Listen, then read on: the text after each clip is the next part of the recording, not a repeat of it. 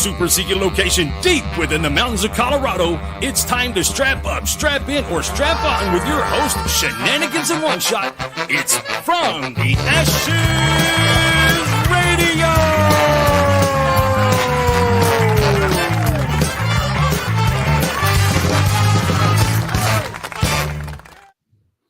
Ladies and gentlemen, and whatever else you may call yourself, welcome to From the Ashes on About Face Media. What the heck are you doing here? You got 1,001 other things you could be doing, but you decided to land here. Welcome to a very special show of From the Ashes on About Face Media. Thank you very much to our sponsors, Thigh Huggers and Combat Flip Flops. This would not be possible tonight without you. Folks, you ought to see this studio tonight. This is one full studio tonight. There's a lot of folks in the studio tonight. A lot of lights. Joe's here. My hetero life mate is here. I am hearing. I am signed on. And you look good, and that's the important part. Thank you. How's your week been? That's Monday. It is your typical So I Monday. still look good.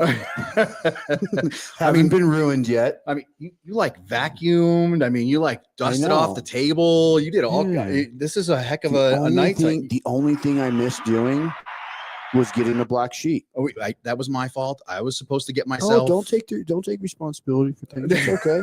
I guess I was supposed to do that too. I'm throwing myself on the hand grenade. I'm doing my part. Ladies and gentlemen, we have a very, very special show for you tonight. There's not going to be any segments. We're not going to do any. There's no Allie tonight. There's no Combat Carl. There's none of that. The entire hour is dedicated to a very special guest. We're going to bring him on right away. So yeah, ladies and gentlemen, please welcome to From the Ashes, Chief Warrant Officer retired, Mr. Michael Durant. Mike, welcome to the show. How are you? Hey guys, doing great. I am also in a secret location in the mountains of Colorado. So, Oh my goodness. Are you? Well, welcome to God's country. We are glad you are here. You are lovely background you got there. It's Similar. very similar. Like-minded. We have a very similar taste. We're gonna have to get you a couple of skateboard decks for your background. well, I was wondering if those were skateboards or snowboards. So you answered that question. They're skateboards, but they're done from other veteran companies that are custom done for us, or some that they do, and some different things. So Yeah, other special operators. Guy Chuck from Raid Skateboards does those for us, and there's one sitting down next to me from a company. I should hand me that one. I kind of moved that one the wrong way. Hand that one to me. My bad, man. Here you go. That's a cool one. Yeah, this is a custom for us, but you made it special for us. So yeah, we're gonna have to get you a couple of those yourselves. So don't you worry, man. We got you. So All right, yeah, sounds good. You claim both Colorado and Alabama, don't you? I do. When we first bought a place up here, we thought we'd be maybe half the year up here, but we have kids and grandkids and lots of things going on in Alabama. So it's increasing year by year, but we're still maybe 2/3 Alabama, 1/3 Colorado. We say it all the time. I don't know why people live other places besides Colorado, but I'm very glad they do. Well, it's a great state. Me included, right? But no, I agree with you. I think if our family was here, we'd certainly be here full time. But we're here as much as we can be. Yeah, and having been to Alabama, why, dude? Why?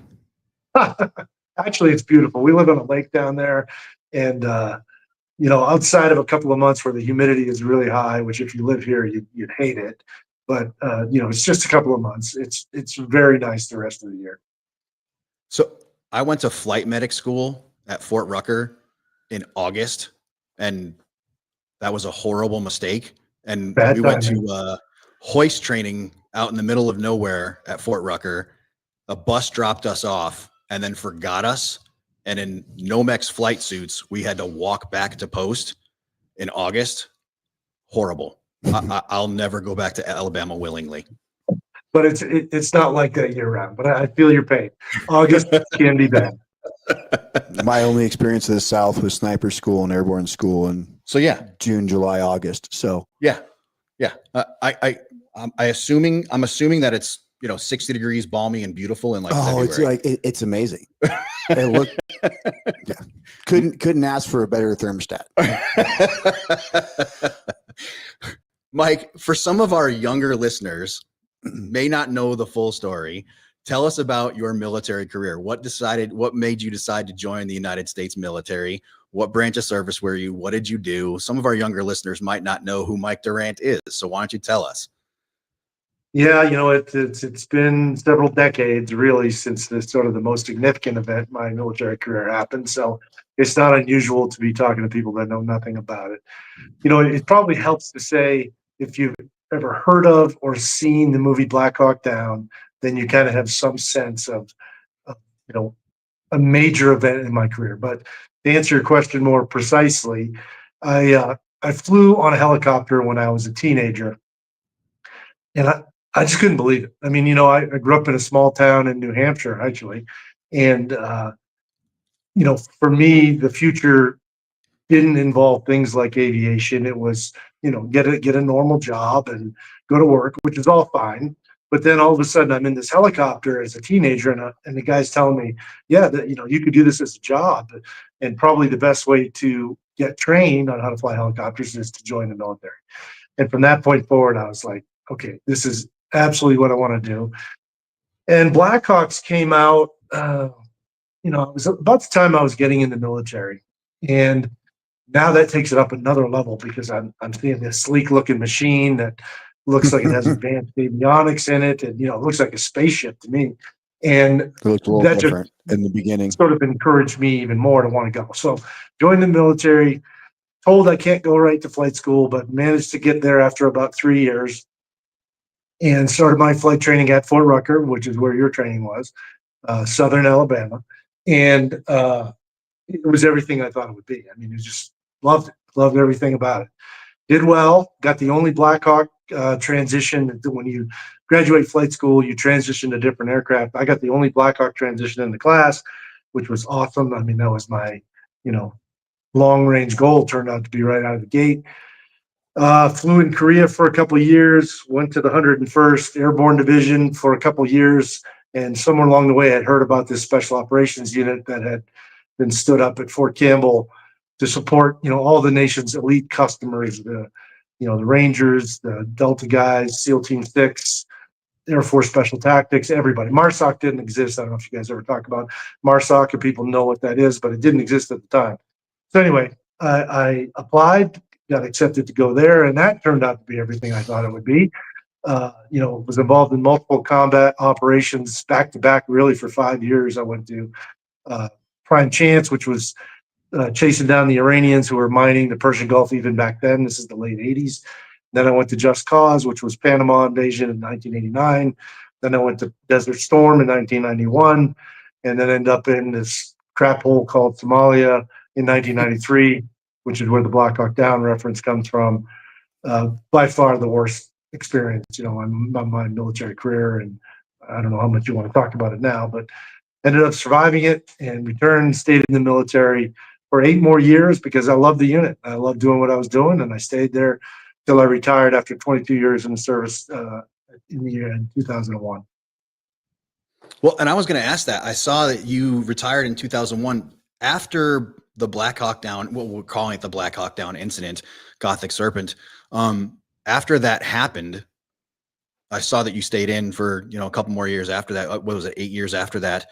Did you go back to flying after that event? I did. It was a tough battle because I got hurt really bad. I mean, I had crushed vertebrae in my spine. I had a compound femur fracture. I got shot, broken nose, cheekbone, eye socket. I mean, I was a mess. And, because I was captured, I didn't get treated right away. So I by the time it was all said and done, it was about a 15-month recovery. And initially the Army said that I would never fly again because my spine is deformed. It still is. They didn't do anything to it. They said long-term best thing is just leave it and let your body adapt, which is kind of amazing, but that is exactly what happened. My body adapted, and it's, think of the things that I can do even today. It's amazing. But it was a grounding, you could call it a grounding condition where you can't, flight status. So, I tell this story all the time. You can accept that and just say, well, crap, I can't fly anymore. I guess I got to go find something else to do. Or you can try to fight it. I decided to try to fight it. And I set the goal of running the Marine Corps Marathon in 1995, which would have been just over 2 years from the day I was shot down. And, most people never thought it would happen, but I was able to run it successfully. I ran pretty fast, actually, and submitted a waiver up through the chain of command to get back on flight status. And they gave me an upslip, and I flew for the rest of that time from 95 to 2001. I feel like after running a marathon and what you had gone through and done, if you're ready to go, who the fuck is there to tell you no? Exactly right. I mean, that's If you're why I standing there and chose you're like, that. I'm good. Yeah, that's why I chose that strategy. I mean, most people in the military, and certainly most people in aviation in the military, they're in decent shape, but there's not a lot that can run marathons. And I thought, look, Mhm. if I can do this, there's no way you guys can tell me I can't, operate in the cockpit. And it worked. And they signed me off. You hear all the time and you see it all the time. Night Stalkers don't quit. God damn, dude. Talk about embodiment. Talk about wearing that on your sleeve. Well done. Very, very well done. Well, I appreciate that. It was more than just getting on flight status. It was part of what you just said, to uphold the unit standard and represent well, because we got a lot of visibility on that mission. Let's see, major motion picture, freaking books. I mean, there's multiple. I don't know how many books have been written about it, but probably 10 at this point. But I sort of took on the responsibility of, I'm proud of the unit. I'm proud of the guys I served with. I want to represent them as, to the best of my ability. And it really helped motivate me, along with getting the $400 a month flight pay. I mean, of course. Yeah, It's a $4,800 car payment, a right? year is. Yeah. I mean, it's a 400 car bucks, payment. man. That's a Yeah. lot of beer. I mean, come Yeah. on. 400 bucks, man. Come on now. Oh man. When Hell, that's a lease payment on a Pontiac. That's exactly what we all use it for. And I'd it's challenge more you now. I don't even know what it is. I think it might be $1,000 now. I'd challenge you to find a Pontiac these days. Well, when he was getting flight pay, about $400 a month. Yeah. There you go. Dude. Oh man. When I got the email to hey, it's time to take the test to go to special operations, my wife got me the book Black Hawk Down, and she wrote in it for me, hey, go get it. And then I get to special operations, and my buddy hands me the book In the Company of Heroes. And I read that book. Whew, that's a hell of a book, man. Tell me about writing the book In the Company of Heroes. Yeah. So one thing about writing books, it's a little different now, I think, but in the early 90s, it was really sort of not accepted to write books about your experience in the community. So after the mission, there's all sorts of inquiries about telling the story, and I had a feeling that at some point I'd probably have an opportunity. So I sort of sketched out what I thought would make sense from a book perspective. And then I just put it away. And I put it away for almost 10 years until I retired. And then I went and talked to some of the leaders that I respected in the community. And I said, hey, I think at this point it's probably okay to tell this story. And they said, are you kidding me? I mean, Black Hawk Down had already come out. The movie had already come out. There really wasn't much left to disclose about the mission itself. And what hadn't been told was my personal experience, within the mission. I tell people, look, Black Hawk Down ends when the battle ends. That's really when my book starts. So it's not a retelling. It's more of a continuation of the story. So anyway, I get this idea that, okay, I probably have the green light to do this now, and reached out to the only person I knew had any connection to the publishing industry, which was Ross Perot. And again, if you have some really young listeners, they might not know who Ross Perot is. Ross Perot is just an amazing American. Chart guy. Absolutely incredible. Really tremendous supporter of our military and special ops in particular, but under the radar. if you ever have a chance to go to Dallas, there's a museum there in his honor.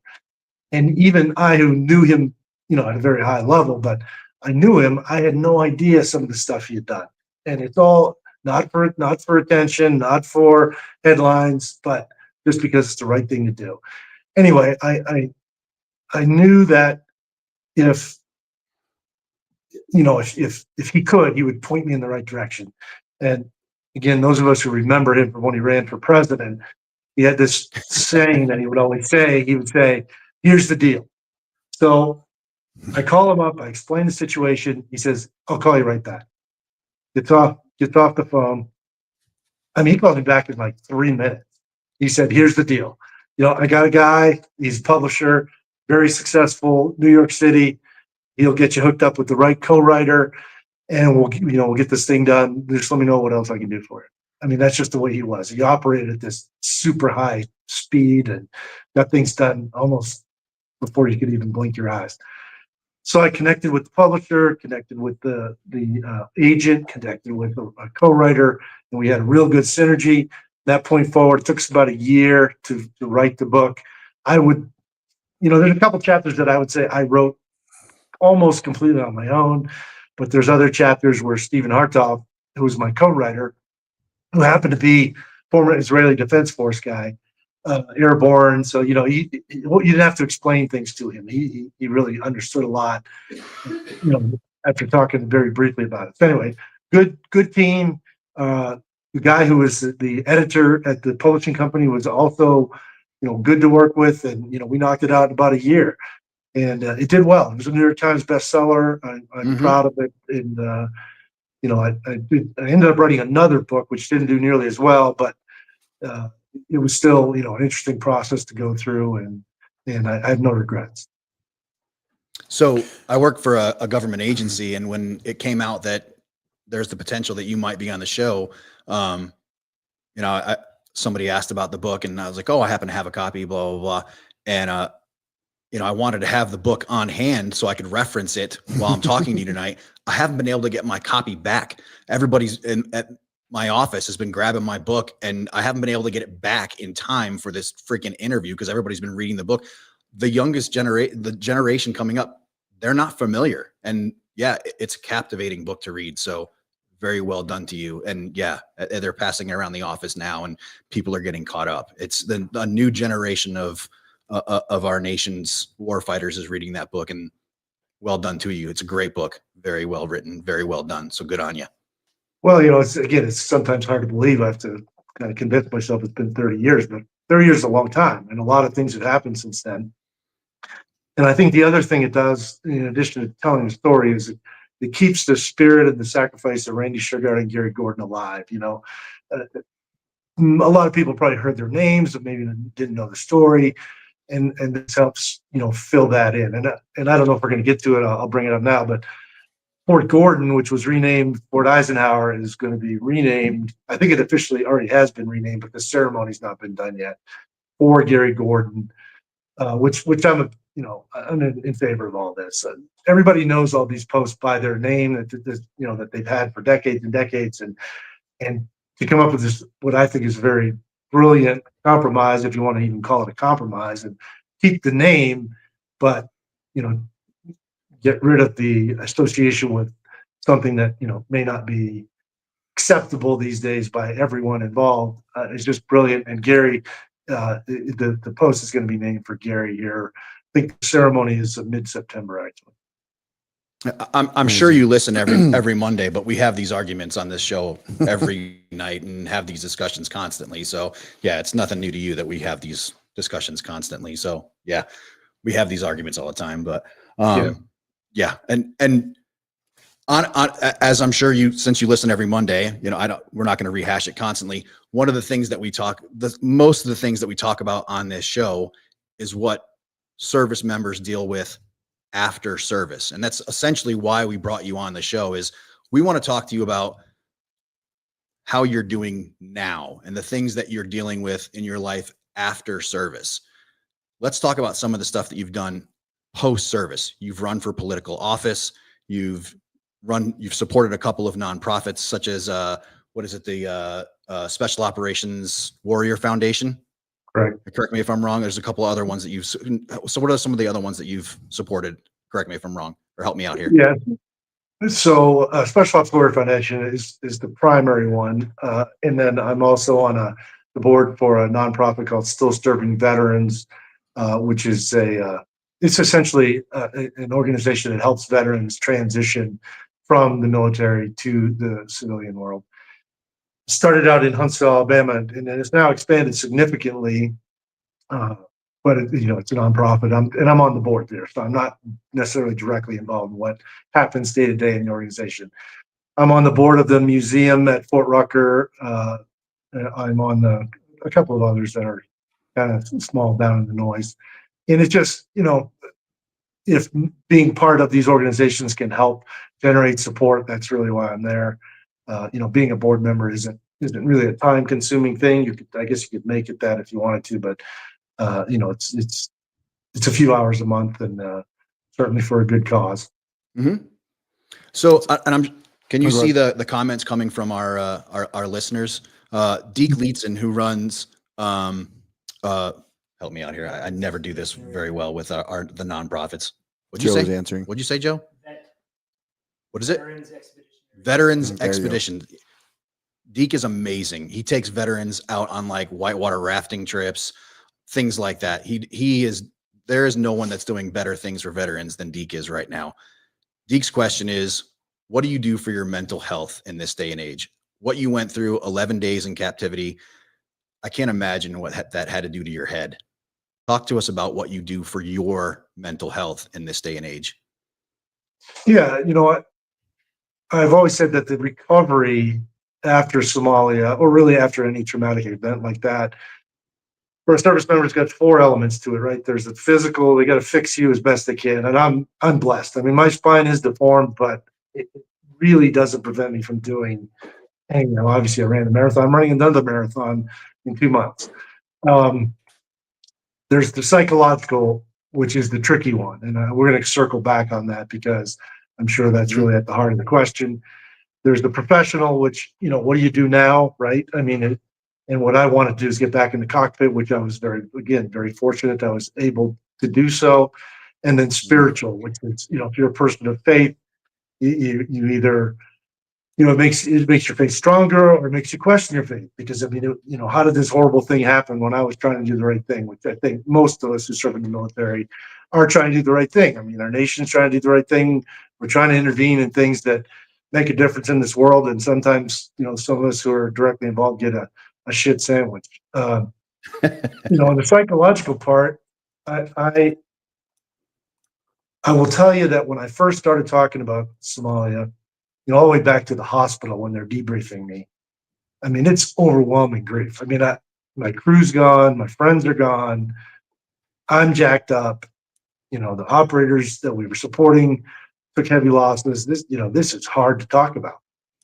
But I think talking about it helped. And that may sound cliche, but I was forced to talk about it. I mean, I did the debrief, and then then we had to write up all the write-ups for the Medal of Honor and all of these things. And then when I get released, there wasn't a lot of combat in 1993 to look at from a military perspective. There was Desert Storm, but that was a bit of an unusual event if you look at it compared to, think about the last 20 years, global war on terror.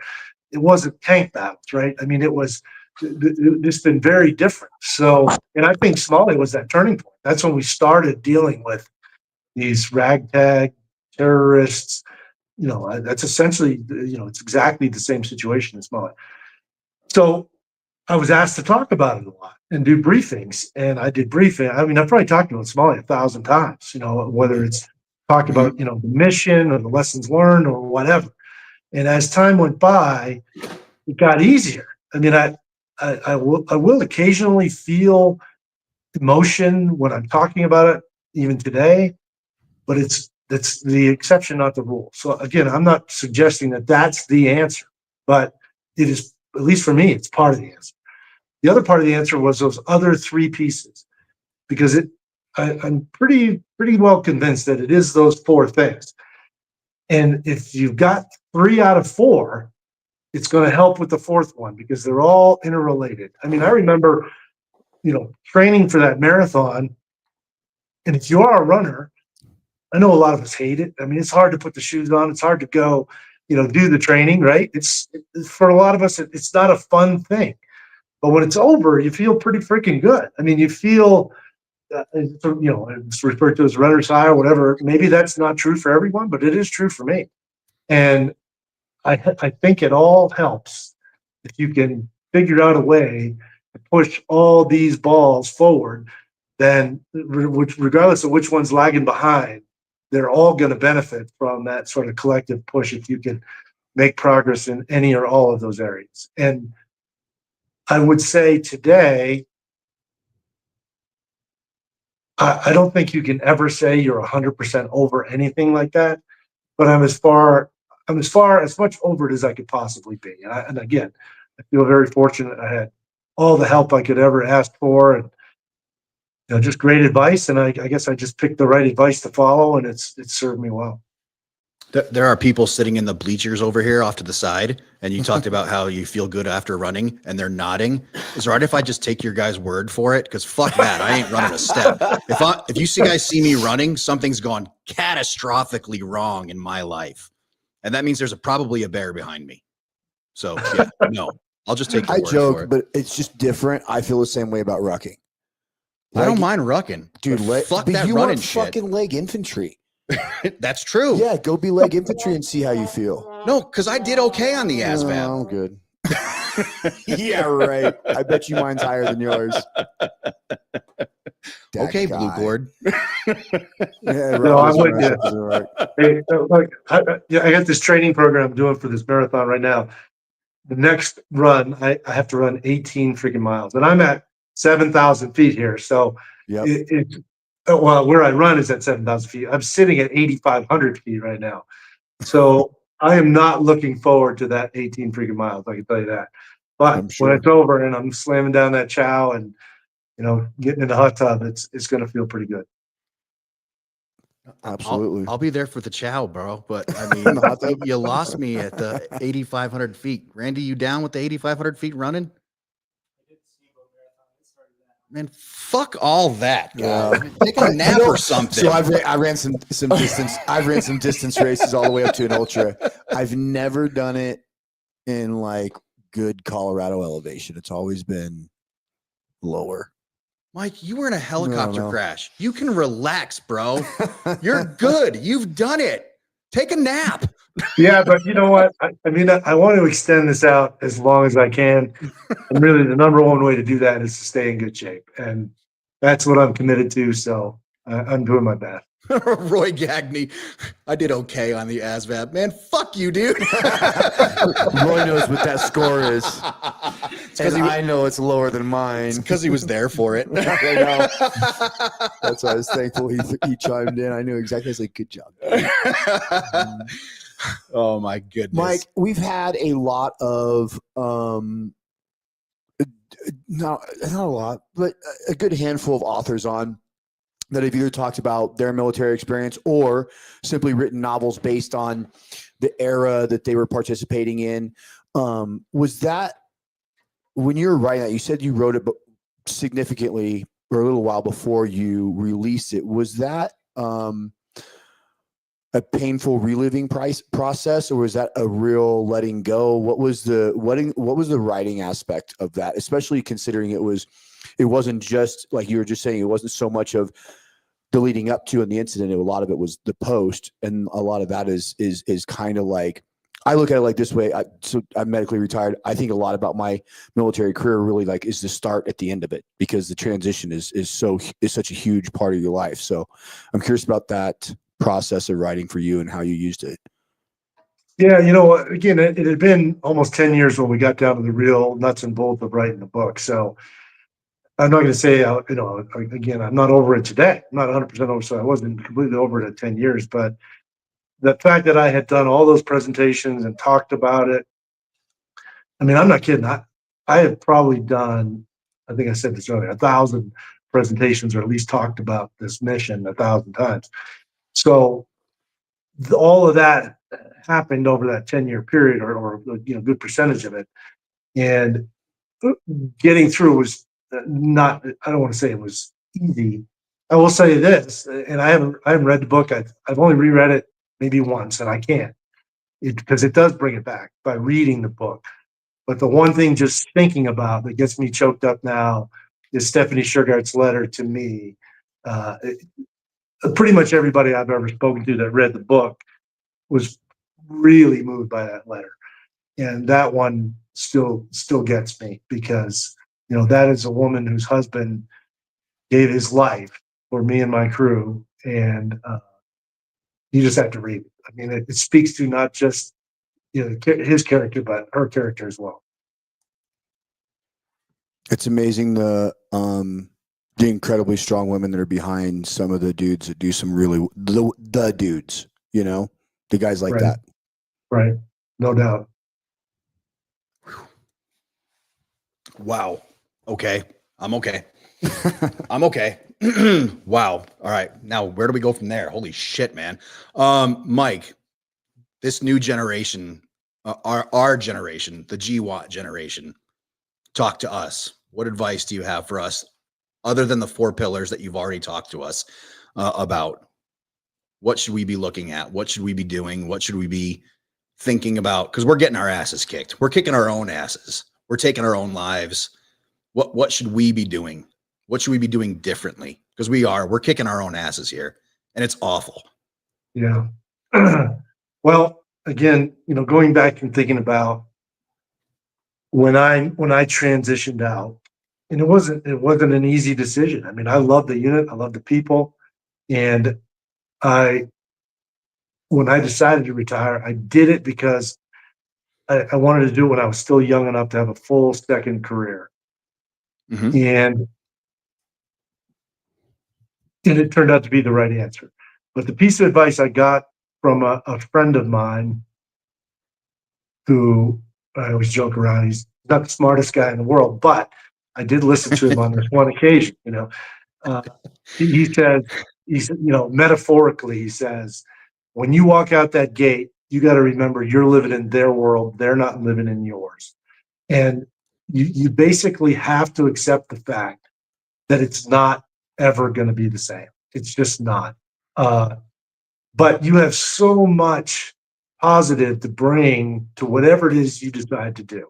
Whatever it is, whether it's be the best father or mother you could ever be, or whether it's, be the best person involved, in a company that you could ever be, or whatever it is that you decide, this is my next phase of life. There are so many things that you can bring from your experience in the military, the discipline, let's think about how much shit you put up with in the military, even if you never go to combat. And so many people had the combat experience now as a result of GWAT.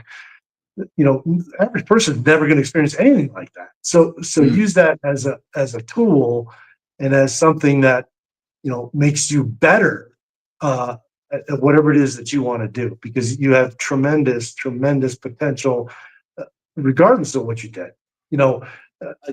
Again, when you talk to civilians, it was kind of shocking. You mentioned earlier, I did run for office, how little most civilians actually know about the military. We sort of take it for granted because it's been our life, and we understand at least our part of what the military is. But the average civilian out there doesn't know shit about the military. They don't, even talking about and I'm not disparaging conventional forces here at all, but they don't get this sort of the tiers that are set up within the military. To them, Delta Force is it's just a unit, right? They don't understand what it takes to just get into selection, and never mind make it through and then be successful in the unit when you're talking about people like this. And it was a bit of a surprise to me that people didn't get, the only information they get is from watching movies or reading books or whatever it is. So that's their understanding of the military. And you got to help them, fix that. I hope I didn't get off track there, but I, No. I was, again, very fortunate that I had that 8 years to sort of go back to normal. I think if you come out of the military straight out of combat, that's probably a little bit of a different animal than it was for me, because you go from this absolutely mind-blowing experience back to what is supposed to be normal. That's a tough transition. But for me, I came back and went back into flying, training missions, and I never deployed again to combat, but it sort of gave me that cooling off period. And then I got out when I wanted to get out, which also helps. When you feel like you're in control of what your destiny is, that helps a lot too. So I know I had some advantages. There's no question about it. But I think also subscribing to what I'm saying here, focusing what your strengths are. At one point I thought about this idea early on. We talk about our disability ratings, right? Well, what about our ability ratings? I mean, for most of us, our ability ratings are freaking high as hell, but we don't focus on that. We focus on trying to get that disability number up, which, I think if you focused on the ability, you'd probably realize, man, I got a lot to offer here. And, going back to still serving veterans, that's what still serving veterans helps people do as they transition, because, to write in your resume that I was a squad leader, that doesn't mean anything to most civilians out there in industry. So you got to translate that into, I led, a workforce of 12 people through, very challenging, dynamic physical and mental challenges. And, we were successful, and I had a, 12% retention, whatever words you can use that makes sense in the civilian world. That's what still serving veterans helps people do. And I know there's a lot of other organizations that do it as well, but you got to figure out how to translate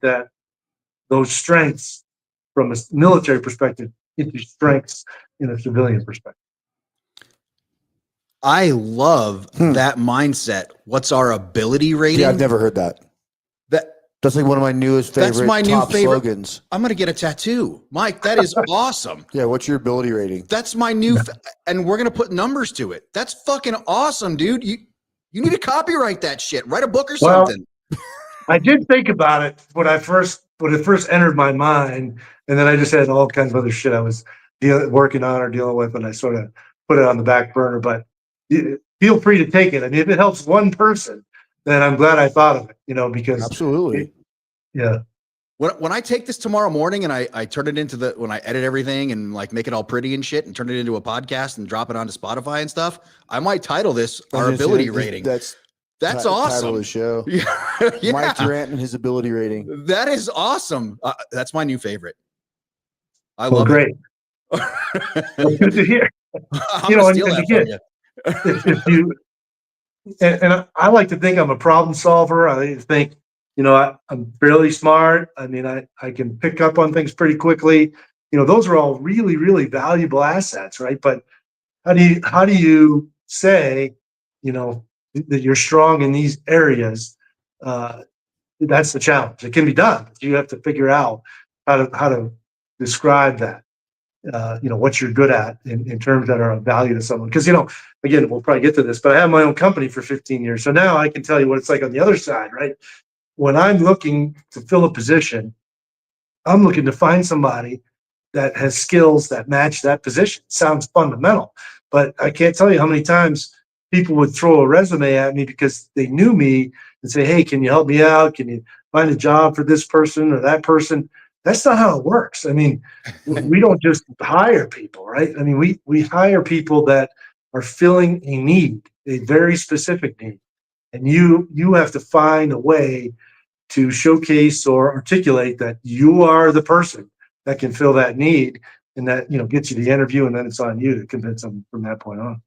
Well, and let's be upfront. You having that mental attitude to begin with is probably what got you into a pilot seat at the 160th to begin with.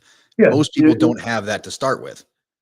I can't argue that. I mean, there's guys that I flew with before I got to the 160th that would say, like, why the fuck are you doing that? They just, they don't get it, and they never will. And that's okay. Again, I'm not trying to be critical. I'm just saying there is something about those of us who strive to get into that community that makes us a little bit different. There's no question. One of our very regular listeners and guests asked an excellent question. He has a 13-year-old and two 11-year-olds. Do you have advice for them for their future if they are considering the military? And that's an excellent question, Roy Gagne. Soon to be Chief Roy Gagne. So this is my standard answer to that question. Somehow you have to convince them to not be afraid to fail. Because I think with a lot of young people, there's a confidence issue. There's a peer pressure issue. There's a, is this just going to be too different? It's going to draw too much attention to me, to just go along with the flow. If that young person can think about something that just would make them want to jump out of bed in the morning and go do it, they've got to be encouraged to pursue that, knowing that, it isn't going to come easy probably, but you can't be afraid to fail. If you are afraid to fail, you are never going to achieve your full potential. It's lifelong. I mean, again, I think about, okay, I went to flight school. I thought that's all I wanted. And then, Blackhawks. That's another level. And then, I want to be an instructor. That's another level. And then, I want to go to the special ops unit. That's another level. Then I want to be a flight lead. That's another level. But, it just keeps going and going and going. So you got to maintain that hunger and always be reaching for that next rung and understand you're going to get set back, but can't fear failure. Mike, I'm getting past a question from the bleachers over here. Curious if Mike's generation of veterans are becoming aware of the impact of service animals. We've had a few from Vietnam era and Desert Storm, but mostly from post 9/11 applicants. And this comes from one of our regular guests. His name is Mike Connors, who runs a service animal company. Do you have a service animal yourself? I do not. We do have a dog, but he's not a service animal. He's a rescue. All dogs are service animals. Yeah, to a certain extent, I agree they are. But I do. No, I recognize their role not only just post military but in the military as well. Cool, excellent answer. Hey, how were you about to ask a question? I'm sorry. No, go ahead. I heard a breath no. in. How much do you stay in contact with your teammates from your time in Mogadishu? A handful stay really close. I mean, I would say weekly contact. Some sort of drift away over time. I've tried to attend every reunion that we've had because it is a great opportunity to see people who maybe, aren't connected and show up, and then all of a sudden it's like, wow, I can't believe, it's great to reconnect with you. I will say this, when we did, I think it was the 20th. This is 20 years after the fact. And a good number of the guys, and I was flying the Rangers. So, I was I was the flight lead for the blocking force, and the blocking force was the Ranger. And so the guys on my bird for that mission were all Rangers. And we're providing essentially a security element for the Delta guys that are taking out the target. So anyway, these guys, a good number of them showed up. I mean, I don't remember, I didn't count them, but I mean, I had 18 on the bird going in, and I would say there was probably 8 of them at this reunion. And I don't think they're doing much running either, by the way, because I said, there's no freaking way we get 18 of you guys on this bird today. No freaking way. But I don't know. Exceeding weight restrictions is what that man just said. But keep talking, Mike. But it was great to see him. And then, back to the point of staying in touch. It's just great to see those guys and, hear about their successes as well, because most of the people that were involved in that operation went on to do some pretty great things. Not everybody, but really recovered well and were successful both in the military and post. That's awesome. Glad to hear it.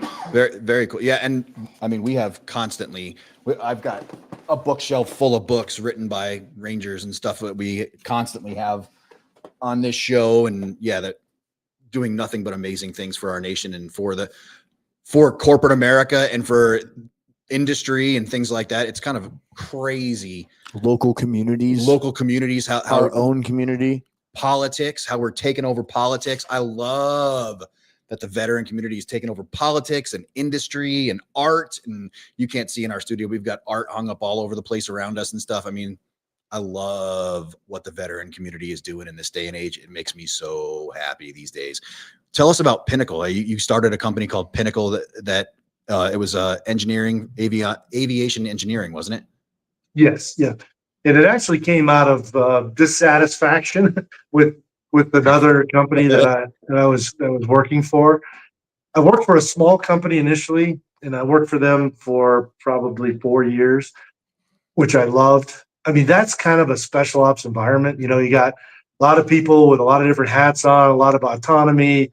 Everybody's working toward the same goal. There's not a lot of politics. You can move fast, you know, make a lot of quick decisions. And I loved it. And then we got acquired by a large publicly traded company, and it sucked. I mean, it sucked. Nobody liked it. And in principle, it made sense. And I was part of the team that went to pitch us to the buyer. And, you know, we all believed in it at the time, but it didn't work out. And when I finally had enough, I said, look, all right, I've worked 7 years now in industry, small company, large company. I was business development, program manager, site manager. You know, I understood enough about how it all worked, I thought, to go ahead and do it on my own. And I just said, I'm done. And I got a business loan, and I talked to the family and said, you know, this could go south. And if it does, we'll lose the house. Because, you know, banks don't just loan you money because they like you. There's collateral involved. And that's all we had, their equity in the house.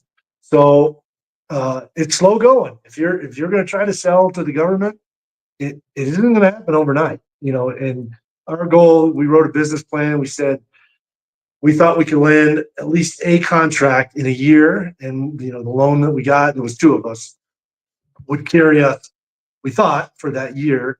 And we were fortunate to land a small contract in 9 months. And then it's just building on that, right? You got to execute on that, and you got to go find something else that you can leverage your experience on the first thing and point to it and say, look, I did that well. I can do this for you.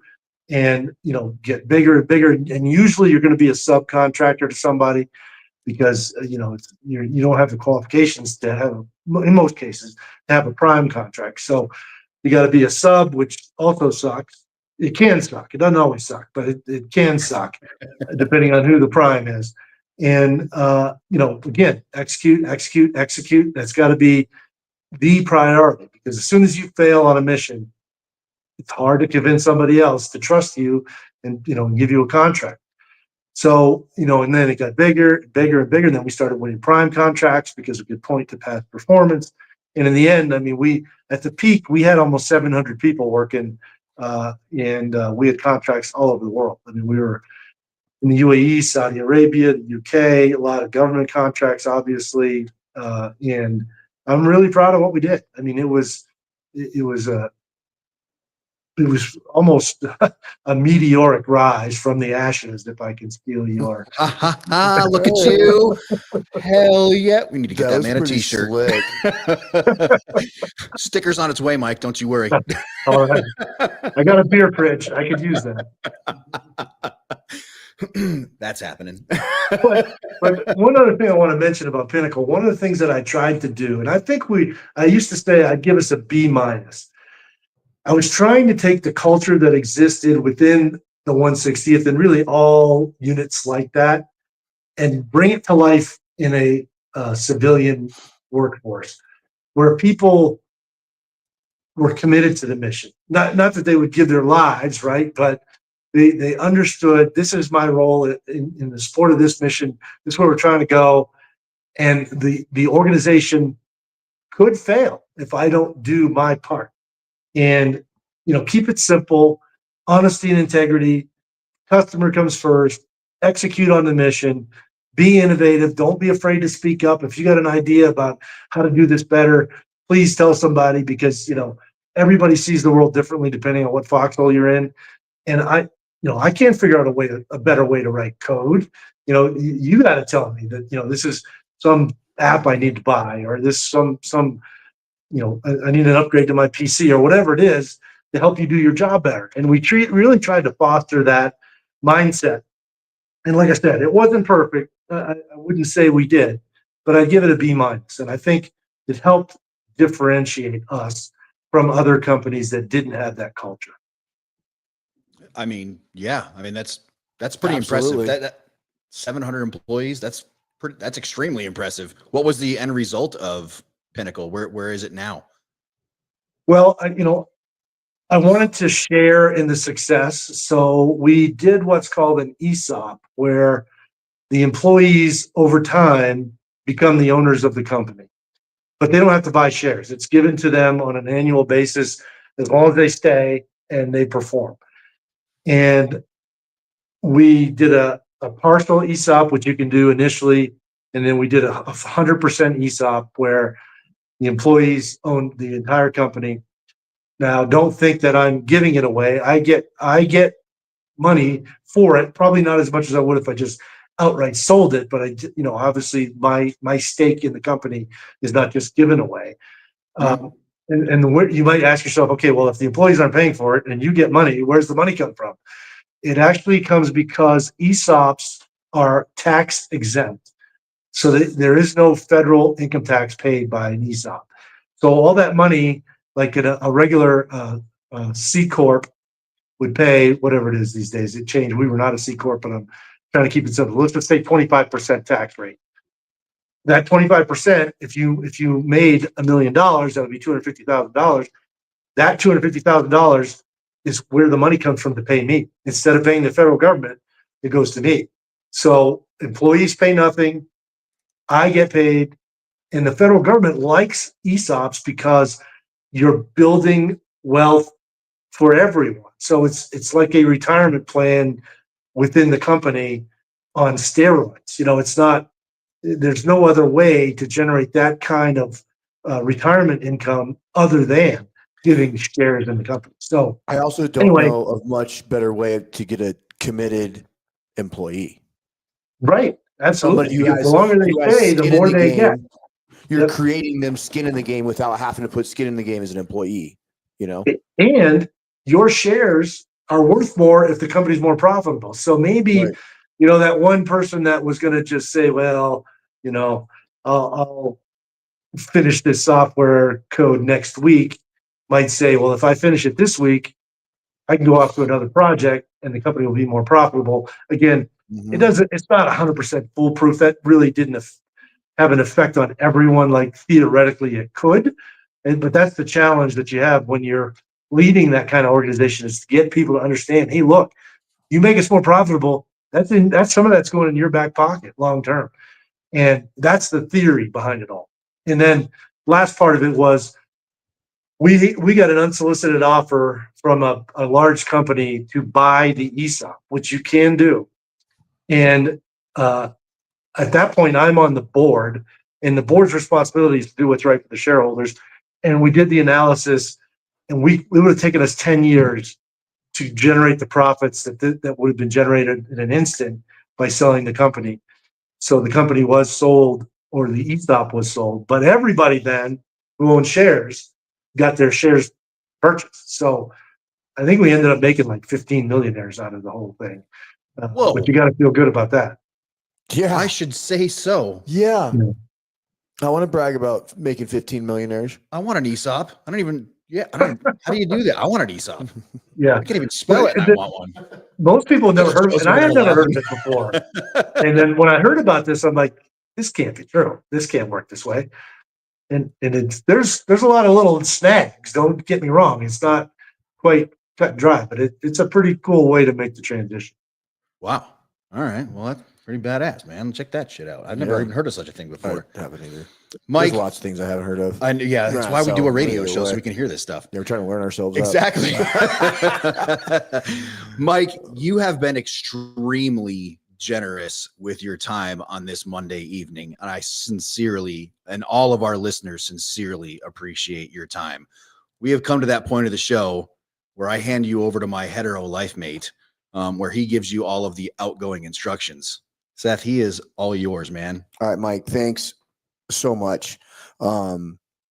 Your story was one of those stories that motivated all of us GWAT guys, you know? So either way, at the end of your show or into your time, we give you about 2 minutes. You can say whatever you want for 2 minutes. Nobody will cut you off or ruin your 2 minutes. If you go over, it's fine. If there's anything we glossed over, any things you really want to make sure got put out on the show or had thought about ahead of time, this is the time to make sure we close up all those things. So time is yours, sir.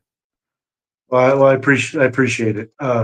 You know, I mentioned earlier that this thing is awful. You know, we lost 18 Americans, 70 some odd were wounded. And at its core, this mission in Somalia was to help the Somali people. And I really, really struggle with how in the hell can something so horrible have come from good intentions? Because, I mean, there's no national interest in Somalia. You know, it's still a shithole, and, you know, it's really unfortunate, but it's not something that really would affect the day-to-day lives of most Americans, but we went anyway, and we put our lives on the line, and this horrible thing happened. And it really rattled my faith. You know, I talked about that fourth pillar, and I questioned my faith for a long time. And then all of a sudden, one day, I looked around at the beauty of this earth and all the wonderful things we have in our lives, and sort of like the ability rating, instead of focusing on the negative, tried to focus on the positive and all the positives in my life, and realized that there was a reason that this all happened. And I would never fully understand it, but there's a reason, and it's bigger than me, and it's God's will. And the closest I've come to being able to, and this is going to bring it all together here, the closest I've come to being able to rationalize it was, we learned a lot from Somalia. We learned a lot of tactics. We learned a lot of things to not do. We focus on things like we were going to face in the GWAT, and I think it left us better prepared. So if I was a family member or a loved one, or someone who knew someone who lost their lives in Somalia, I would say that life saved countless others as a result of the lessons learned and the 8 years we had to prepare ourselves for the next significant challenge that involves so many more people, that we did so well in a small way as a result of the lessons learned from Somalia. And I'm honored to have been a part of that amazing organization.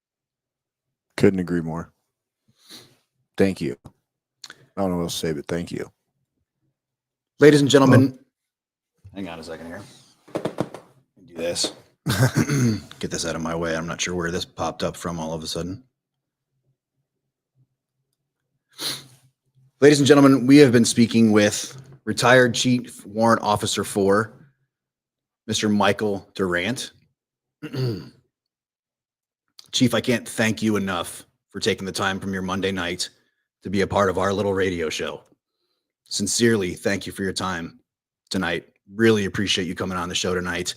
Really appreciate you coming on From the Ashes on About Face Media. Your time is invaluable, and we really appreciate you coming on the show tonight. Thank you very much. Hope you have a great rest of your Monday night. Tell Mrs. Durant we said hello, and enjoy your time in God's country here in Colorado. I will, and thank you guys for what you're doing. I think, you know, getting the word out about, you know, some of these positive things is going to make a difference for a lot of people, and thanks for doing it. Thank you, sir. Appreciate it. Have a great rest of your evening. All right, you too.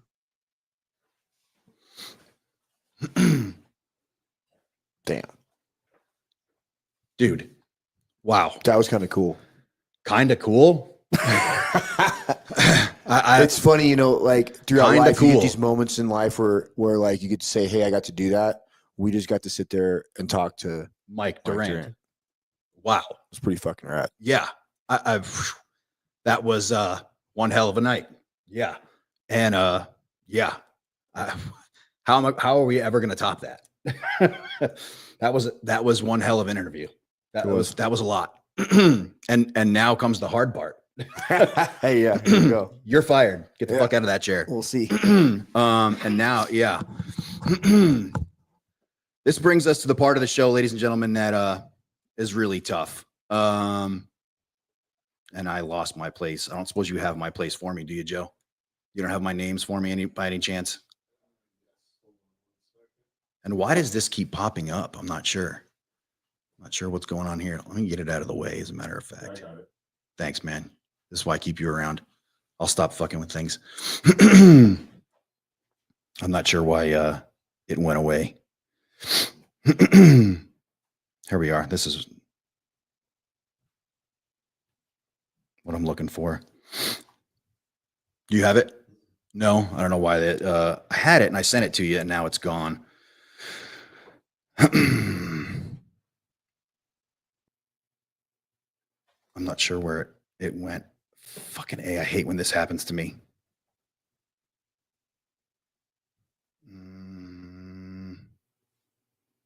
I had it saved right here, and this always happens to me when I set something down.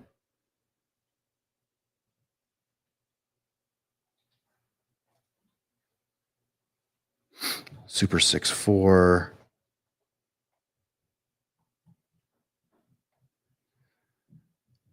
Well, this isn't going the way I wanted it to. So we'll just, ladies and gentlemen, this is the tough part of the show. This is where the never forgotten segment of the show.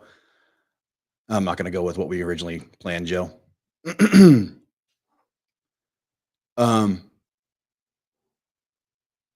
is the part of the show called Never Forgotten. This is where remember the names of those that have come before us, the names that should not be forgotten. Two men gave their lives in defense of Chief Warrant Officer Durant. When you put your hands together tonight, say your prayers. I'm not going to go with what we talked about, Joe. Master Sergeant Gary Gordon and Master Sergeant Randy Shugart received the Medal of Honor that day. Please remember them when you say your prayers this evening. Look up their names, remember their stories, and remember their names, remember their families when you say your prayers tonight, and remember their names. Ladies and gentlemen, this has been a very special episode of From the Ashes on About Face Media. Would not be able to do it without you listeners. Really appreciate it. And everybody that's in the room tonight, really, really appreciate you all being here. Really appreciate everybody that made this possible. Gary, really appreciate you putting this together. All the folks that made it possible, including Thigh Huggers, Combat Flip Flops. Thanks for all of your help. Thanks for listening to From the Ashes on About Face Media. Folks, have a great rest of your Monday night. And yeah, we'll see you back here next week on From the Ashes. And thanks a lot. Have a great night.